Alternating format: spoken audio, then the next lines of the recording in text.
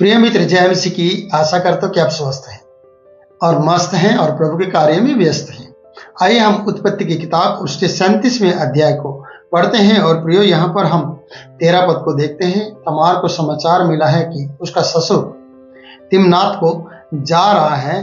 तब उसने यह सोचकर कि मेरा पति इस दुनिया में नहीं रहा, और वचन बता रहा है 14 पद में, तब उसने यह सोचकर कि शेला सियाना हो गया है, पर मैं उसकी स्त्री नहीं होने पाई, तो अपना विधवापन का पहरावा उतारा और घूंघट डालकर अपने को ढांप लिया और एनैम नगर के मार्ग के पास जो तिम्नात के मार्ग में है जा बैठी। यहां पर हम तमार को देखते हैं। तमार विधवा का पहरावा पहने हुई थी, विधवापन में बैठी हुई थी और इंतजार कर रही थी कि योद्धा के द्वारा, मेरे ससुर के द्वारा जो योद्धा है वो अपने बेटे शेला को मुझे ब्याह देगा या वो मेरा पति हो जाएगा। वो इंतजार करती करती थक गई थी। जब उसे समाचार मिला कि योद्धा जा रहा है अपने भेड़ों का ऊन कतराने के लिए और आगे वो बढ़ रहा है, तो ये यहाँ पर बताया गया है कि एनैम के नगर के फाटक रास्ते पर या मार्ग पर उसने वो अपनाया है कि वहां पर वो बैठ जाए। पर प्रियो, हम ये कहानी को बताएंगे कि उसने विधवापन के पहरावे को चेंज किया और भेष बदला और जाकर मार्ग पर बैठ गई। एक वैश्य का रूप उसने धारण किया है।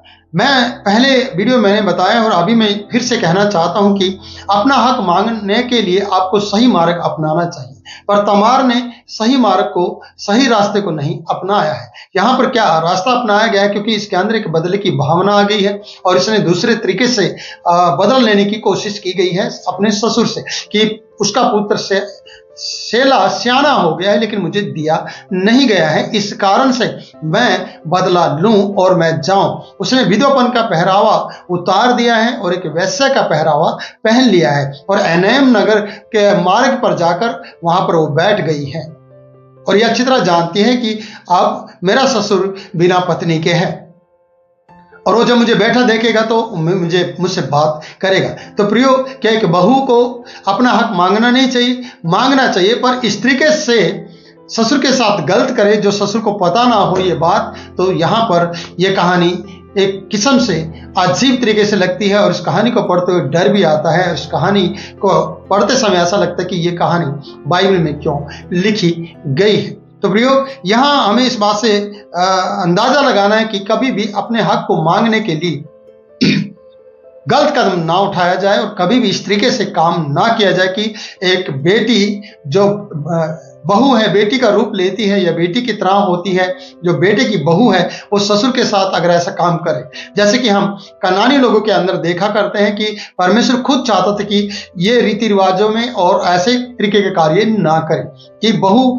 ससुर के साथ रहे, ये अच्छा नहीं था। इसलिए परमेश्वर एक पवित्रता के साथ यूसुफ ने कहीं भी प्रार्थना करते हुए हम यूसुफ को नहीं देखते, पर यूसुफ के साथ साथ परमेश्वर रहा करता है, जैसे कि हम अगली कहानियों में पढ़ेंगे। पर यहाँ इसने जो कदम उठाया है, इसने जो रास्ता अपनाया है, इसने जो अपनी इस कहानी को बदला लेने की कहानी को बनाया है और अपना भेष जो बदला है और विधवापन का पहरावा उतार दिया है, वो कहीं ना कहीं गलत है और इस तरीके से इसने ऐसा नहीं करना चाहिए था। इसलिए 14 पद बता रहा है कि इसने अपने मन में सोचा कि शेला सियाना हो गया है, पर मैं उसकी स्त्री नहीं होने पाई। उसने अपना विधवापन का पहरावा उतारा और घूंघट डालकर अपने को ढांप लिया और एनैम नगर के फाटक के पास तिम्नात के मार्ग पर जो था जा बैठी।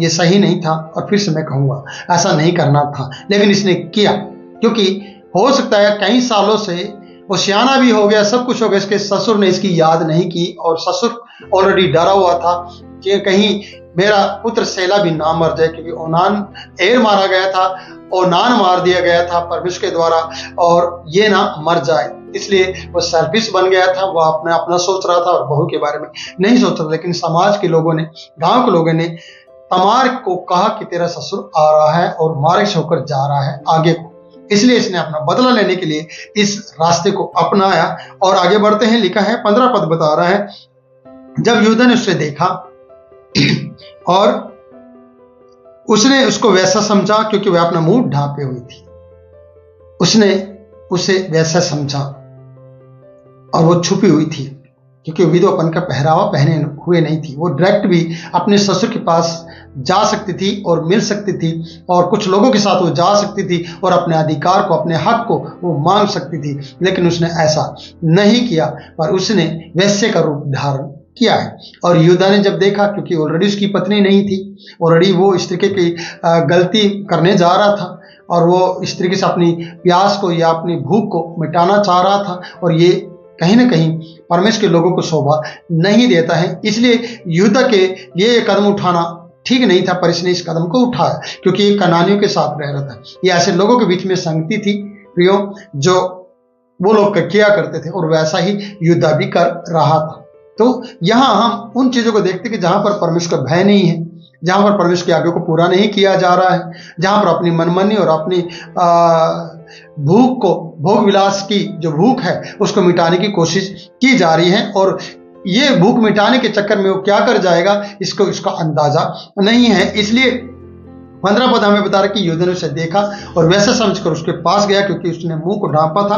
16 पद हमें बताता है वह मार्ग से उसकी ओर फिरा और उसने कहा, उससे कहने लगा मुझे अपने पास आने दे।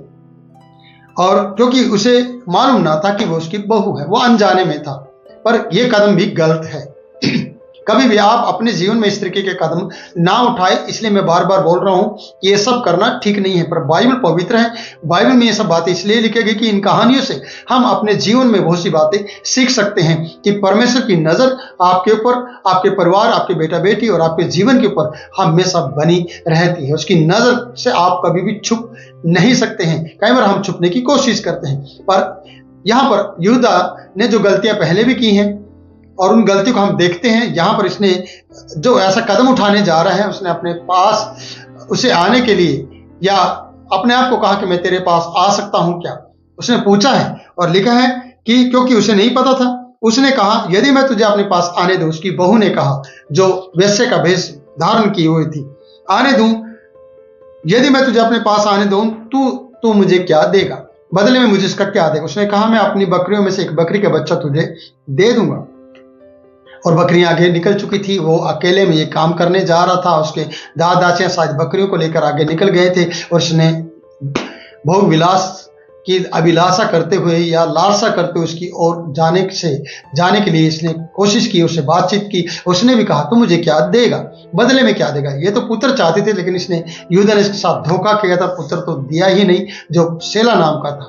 और अब इसकी पत्नी भी नहीं है, और ये अब ऐसा कदम उठाकर इस तरीके से बड़ा पाप और गलती करने जा रहा है जो सही नहीं है। समाज के तौर पर भी हम देखते हैं और परमेश्वर की नजर में भी सही नहीं है। इसलिए उसने कहा मैं अपनी बकरियों में से एक बकरी का बच्चा तेरे पास भेज दूंगा मतलब इसके पास अभी बकरियां भी नहीं है, इसके पास क्या है वो हमें भी मालूम पड़ जाएगा। तब उसने कहा भला इसके भेजने तक क्या तू हमारे पास कुछ रहन रख जाएगा। अगर बकरी का बच्चा कब आएगा कब नहीं आएगा मुझे नहीं मालूम, पर तब तक जब तक बकरी का बच्चा नहीं आता तो क्या मेरे पास कुछ रहन या कुछ गिरवी तौर पर रख सकता है, निशानी के तौर पर। यहां पर हम देखते उसने कहा अपनी मोहर और बाजूबंद और अपने हाथ की छड़ी। अपनी मोहर, देखिए पहले मोहर रखते थे क्योंकि अधिकारी लोग थे ये लोग, और बाजूबंद होते थे, और हाथ की छड़ी जो पहचान थी जिनसे भेड़ बकरी चराना, भालू का सामना करना, शेर चीता का सामना करना और अपनी भेड़ बकरी को बचाना, और ये छड़ी दर्शाती थी। अब इसके हाथ से छड़ी जा रही है, बाजूबंद जा रहे हैं और मोहर जा रही है। तो उसके पास वो गया, उसने उसको दे दी, और लिखा है तब वह उठकर चली गई। यहां पर पढ़ेंगे दोबारा से, तब उसने उसको वो सब वस्तुएं दे दी। तब वह उठकर चली गई और अपना घूंघट उतार के अपना विधवापन का पहरावा फिर पहन लिया। तो प्रियो वचन बता रहा है कि वह से गर्भवती हो गई और विधवापन का पहरावा उसने उतार दिया। सब कुछ नॉर्मल है, कोई बात नहीं है। और हम आगे जब बढ़ेंगे तो प्रियो यह वचन को मैं बताना चाहता हूं कि अब वो बकरी का बच्चा लेकर एक दास के द्वारा और अपने दोस्त को कह रहा है हीरा को कि जो वैश्या या जो एक नारी यहां पर मिली थी, यहां पर बताया जाता है कि स्त्री के हाथ छुड़ा ले आए, पर वह स्त्री उसको ना मिली, क्योंकि ये कह रहा है कि रहन रखी हुई वस्तुओं को छुड़ाया जाए और एक बकरी का बच्चा ले जाया जाए। और एक स्त्री थी जो सड़क के किनारे बैठा करती थी, जिसका नाम नहीं बताया गया, देवदासी, जो लोगों के लिए होती है। आप समझ सकते हैं कि वैश्या को कहा जाता है देवदासी, जो किसी की ना हो, कोई भी इसको उपयोग में लाए। तो यहाँ पर उसने ऐसा किया था, इसलिए लिखा कि यहाँ तो कोई, जब सर्च किया गया, जब ढूंढ की गई, पड़ताल की गई, तब उन्हें वो देवदासी नहीं मिली। और इस तरीके से युद्ध चिंतित हुआ। और यहाँ पर जब हम 22 पद को पढ़ते हैं, वहां पर लिखा है, इसलिए उसने युद्ध के पास लौटकर कहा, मुझे वह नहीं मिली। उस स्थान के लोगों ने कहा, यहाँ तो कोई देवदासी नहीं है। 23 पद बताता है, तब युद्ध ने कहा, अच्छा, वह बंधक उसी के पास रहने दो, नहीं तो हम लोग तुच्छ गिने जाएंगे। ऐसा लगता है कि ये लोग पाप करते हुए डरते नहीं हैं। ये लोग पाप करने में कोई भी हिचकिचाते नहीं हैं, इन्हें जरा से भी डर नहीं होता है। और ये कहते कि अब रहने दो, हम बार बार ढूंढेंगे तो हमारी जानकारी लोगों को मिल जाएगी, और इस तरीके से हम चुप रहने में ही भला है। हमने तो बकरी का बच्चा भेजा था। जब हम यहाँ पर पढ़ेंगे, लिखा है कि देख, मैंने बकरी का यह बच्चा भेज दिया था, पर वह मुझे नहीं मिली, इसलिए चुप रहो, कहीं हम बदनाम ना हो जाएं। बदनामी के काम करने वाले बदनामी से डरते हैं, क्यों? क्योंकि वो छुपे रहते हैं। और आज संसार में बहुत से लोग बदनामी के काम करते जा रहे हैं, लेकिन जिस दिन वो पकड़े गए उस दिन उनकी बदनामी होगी। इसलिए पकड़े ना जाएं, इसलिए वो इन बातों को भी कहते हैं कि कहीं हमारी बदनामी ना हो जाए। प्रियो, जब आप किसी वैश्य के पास जाओ, वैसे समझकर किसी के साथ गलत कार्य कर रहे हो, तो प्रियो, क्या आपको उस वक्त डर नहीं लगता? आपको उस वक्त भी डरना चाहिए। और सबसे बड़ी बात है कि आपको सच्चे जीवित परमेश्वर से डरना चाहिए।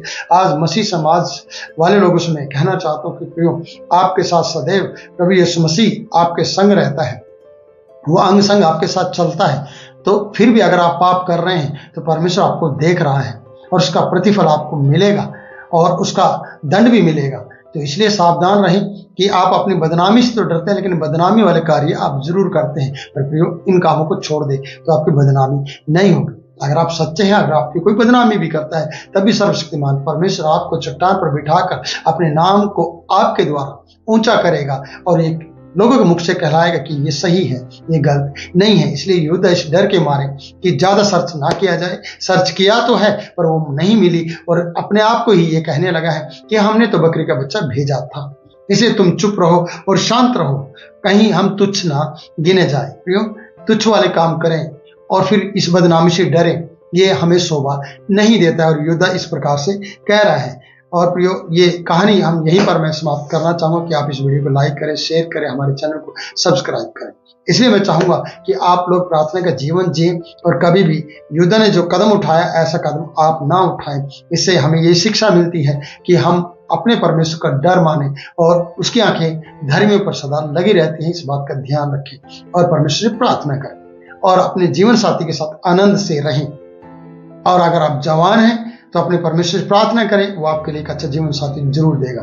प्रभु आपको बहुत ऐसे आशीष दे। फिर मिलूंगा नई वीडियो में, तब तक के लिए मैं आपसे इजाजत चाहता हूँ। God bless you.